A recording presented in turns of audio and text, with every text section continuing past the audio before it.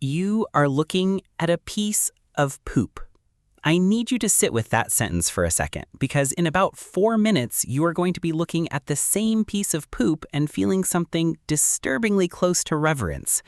It is 8 inches long. It is the color of old driftwood. It has been insured for more money than most cars. And somewhere between the 9th century and right now, it turned from a bad afternoon in a Viking's digestive tract into one of the single most important medical documents in human history. Nobody involved in producing it knew that. That's usually how the best science starts. Somebody suffers, and 900 years later, somebody like me won't shut up about it. In 1972, construction crews in York, England were digging out the foundations for a new branch of Lloyds Bank. That's a boring sentence.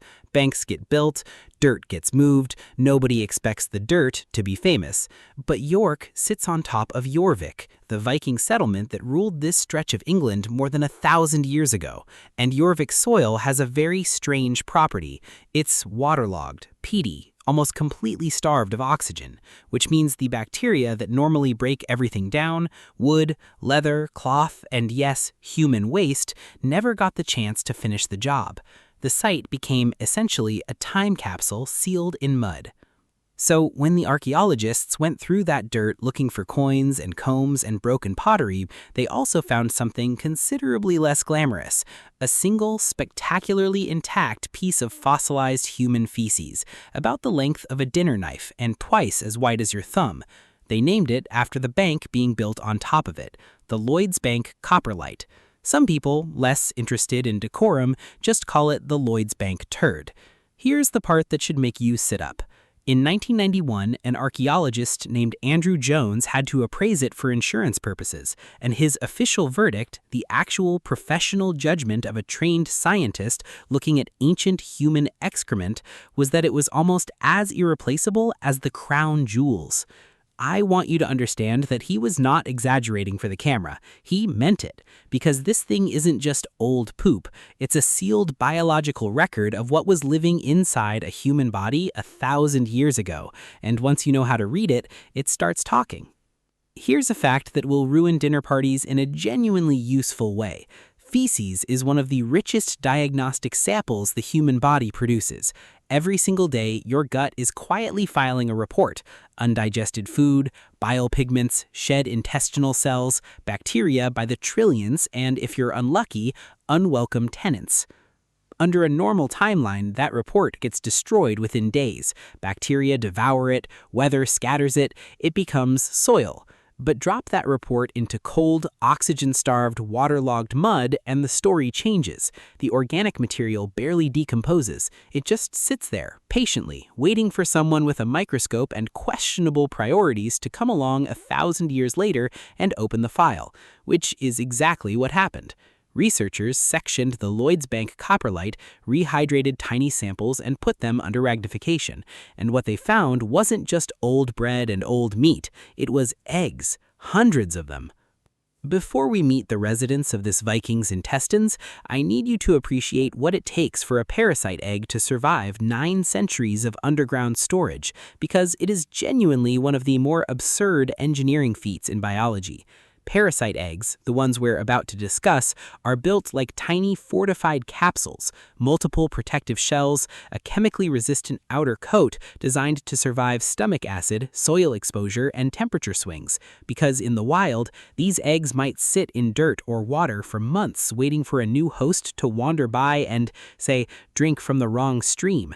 Evolution didn't build these shells to survive a millennium in a Yorkshire bank vault. That was a coincidence. But structurally, the same waterproof, acid-resistant, almost indestructible casing that lets a whipworm egg wait patiently in soil for a farmer's unwashed hand is the exact same casing that let it survive long enough for a scientist in 1972 to look at it under a lens and go, oh no, I know exactly what this is." That's the theme of this whole video, by the way. Nothing in this story was designed with malice. It was designed with patience. Parasites are not out to get you. They're just extraordinarily, infuriatingly good at waiting.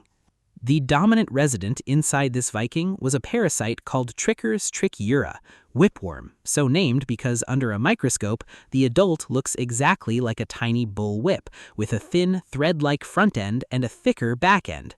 Here's how you get one, and I promise this is more interesting than it sounds. A whipworm egg, having been shed in someone's stool, ends up in soil or contaminated water. It needs about 2 to 4 weeks in the right warm, moist conditions to mature into something infectious. Vikings farmed, fertilized fields, drank from open water sources, and lived in close quarters with dirt floors and communal latrines. Every single ingredient whipworm needs to complete its life cycle was sitting right there in Jórvík, generation after generation. The infectious egg gets swallowed. Stomach acid, which stops most things cold, does nothing to it. Remember the fortress shell. It sails straight through to the small intestine, hatches, and the larva burrows directly into the wall of the gut. Here's the part that gets me every time. It doesn't stay there. Over about 3 months, it migrates down through the digestive tract to the large intestine, and once it arrives, it does something almost architecturally elegant. It threads its thin front end directly into the cells lining your gut wall, tunneling through dozens of cells in a row like a needle dragging thread through fabric, while the thick back end stays out in the open, dangling in the intestinal space. Half embedded, half exposed. A worm literally sewn into the lining of a human colon. An adult female can then live there for years, laying up to 20,000 eggs a day, which get carried out in the stool, released into soil, and given 2 to 4 weeks to mature into the next generation's infectious dose. It is a closed loop. Poop to soil to mouth to gut to poop again. Ancient, monotonous, and brutally effective. Fast fact: the name whipworm wasn't coined for cleverness. Under early microscopes, the shape genuinely looked like a coachman's whip, a long, thin lash attached to a stubby handle. Parasitologists in the 19th century weren't trying to be poetic. They were describing exactly what they saw. Picture your immune system as airport security, overworked, slightly paranoid, running on old training manuals, and encountering something it does not have a clean category for. A bacterial infection is a familiar threat. Your immune system has an entire playbook for it. Recruit neutrophils, release inflammatory signals, overwhelm the invader with numbers. A virus, similarly, triggers a very specific, well-rehearsed antiviral response. A worm the length of a stapler half buried in your colon wall, that's a different category of problem entirely, and your body reaches for an entirely different toolkit, the type 2 immune response. This is the same branch of immunity responsible for allergic reactions, mast cells, eosinophils, a flood of mucus production, increased gut motility, all of it an attempt to physically dislodge and expel something too large to simply digest into submission. In light infections, this can work. In heavy, chronic infections, the kind that produces 20,000 eggs a day for years, the immune system ends up in a permanent low-grade state of irritation, chronic inflammation of the gut lining, malabsorption of nutrients because the tissue responsible for absorbing them is now perforated and inflamed. In children specifically, sustained heavy whipworm burden has been linked to impaired growth and cognitive development, not because the worm is attacking the brain, but because a body constantly fighting a low-grade war doesn't have the surplus energy to build one properly. Your immune system isn't failing here. It's doing exactly what it's built to do. It's just fighting an opponent built to outlast that particular strategy. True or false? Intestinal worms mean someone had terrible, uniquely disgusting hygiene. Verdict: mostly false, and I want to be careful here because this is where people get smug about the past in a way that ages badly. Reality: whipworm and its cousin the roundworm, which the Lloyds Bank Coprolite also contained under the old-fashioned name mawworm, don't require filth in the way people imagine. They require the ordinary infrastructure of pre-modern life: fertilizing crops with human waste, drinking from shared open water, dense populations without sealed sewage systems, dirt floors, communal spaces. That's not depravity. That's basically every agricultural society on Earth before the 20th century. Modern global health data still bears this out. The World Health Organization has estimated that whipworm alone infects several 100 million people worldwide today, concentrated in regions that still lack modern sanitation infrastructure. Not because people there are somehow less clean, but because the plumbing that quietly protects the rest of us from our own waste simply hasn't reached everyone yet. The Viking with the world-famous poop wasn't a filthy outlier. He was, medically speaking, completely unremarkable for his era. That's what makes the sample so valuable. It's not a snapshot of one unlucky individual. It's a snapshot of normal. Let's make the numbers mean something instead of just floating there. Researchers studying medieval and Viking-era latrine deposits across northern Europe have found whipworm and roundworm eggs in the overwhelming majority of samples tested, not occasionally, but consistently, across different sites, different centuries, different social classes. Some studies of preserved cesspits from Viking and medieval towns report parasite prevalence high enough that researchers describe heavy intestinal worm burden as essentially the default condition of urban life before modern sanitation. Picture Jorvik at its peak, a bustling trading town of several thousand people, narrow streets, animals and humans sharing close quarters, waste management consisting mostly of somewhere over there. Now picture that nearly everyone walking those streets was carrying some measurable parasite load, not as a horror story, as Tuesday. That's the sentence that should stick with you. For most of human history, having worms wasn't an emergency. It was closer to background noise, a chronic, low-level tax on health that nobody could see, and almost nobody had the tools to treat. The coprolite's other resident, the mawworm, is what we'd now call Ascaris lumbricoides, the giant roundworm, and structurally the most dramatic parasite in this entire story, because unlike whipworm, it doesn't stay put. It goes on a tour of the body first. Swallow an infectious Ascaris egg, and the larva hatches in the small intestine, but instead of settling down, it burrows straight through the intestinal wall into the bloodstream. From there, it travels to the liver, then, still riding the bloodstream, up into the heart, then into the lungs, where it breaks out of the capillaries into the tiny air sacs themselves. At this point, it does something that sounds almost too strange to be real. It crawls up the airway, up through the bronchi, up the windpipe, all the way to the throat, where the host, without any idea why, coughs and swallows it right back down into the stomach, and only then, having completed an entire unsolicited tour of the human vascular and respiratory system, does it settle into the small intestine to mature into an adult worm the length of a pencil. I want to be scientifically honest here and not turn this into a punchline, because it's one of the genuinely strange plot twists in this field. There is a body of research, still actively debated, and I want to flag clearly that this sits in the hypothesis, not settled fact category, proposing that a human immune system that evolved for hundreds of thousands of years alongside intestinal worms might have come to partially rely on them for calibration.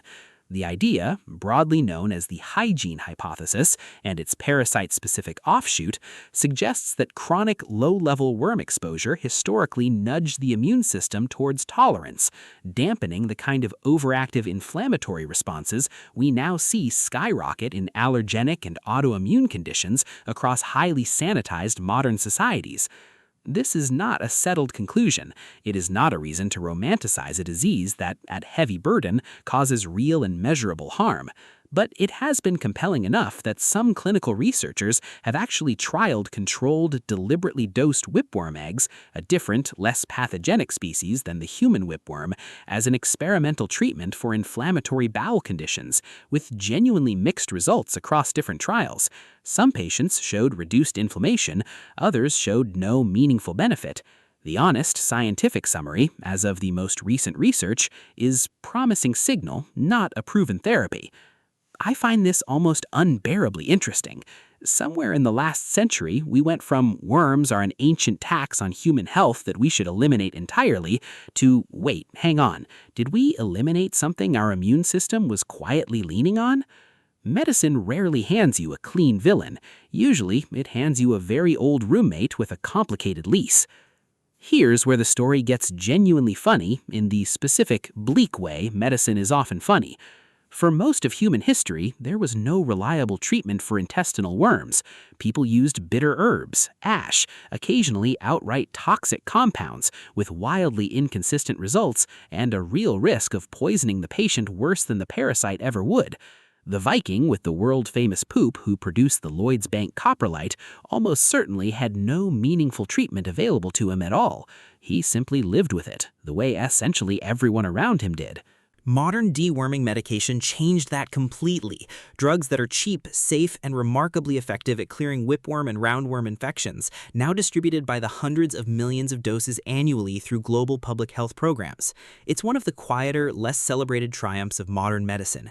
A single, well-tolerated pill can undo what an immune system couldn't manage across an entire lifetime.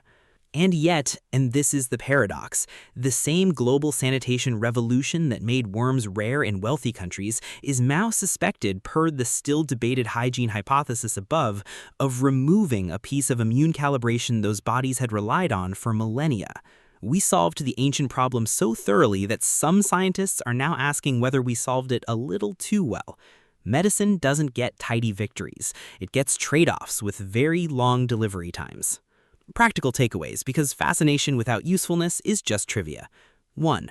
Whipworm and roundworm infections are still active global health issues today, transmitted almost entirely through contaminated soil and water, meaning the single most effective defense humanity has ever developed against them is something you already do without thinking: washing your hands before eating and washing produce that's grown close to soil, especially in regions without robust sanitation infrastructure. 2. If you're traveling somewhere with limited sanitation access, be genuinely cautious about walking barefoot on soil and about untreated water. Some related parasites can also enter through unbroken skin, not just through the mouth. It sounds paranoid until you remember it's exactly how this entire story got started for our Viking friend, minus the barefoot part. 3. A mystery cough that clears up on its own is statistically almost never a migrating roundworm larva. I'm not trying to make you paranoid about your own lungs. I'm trying to make you appreciate that your immune system successfully fields threats you will genuinely never learn the names of. 4. And this is the one I actually want you to remember. A piece of fossilized excrement, preserved by nothing more heroic than lucky mud chemistry, taught modern medicine more about pre-industrial gut health than almost any written historical record from the same era. Nobody wrote down what Vikings carried, their bodies wrote it down instead, and the ground kept the receipt for 1,000 years. That's the actual lesson of medicine if you zoom out far enough. It's not really about villains and cures. It's about how much information the body is constantly recording, whether or not anyone's paying attention, and how, given the right conditions and the right amount of patience, that information can survive long enough for somebody like me to stand in front of a camera and get a little too excited about a Viking's digestive tract. I regret nothing. If you want more videos like this, subscribe.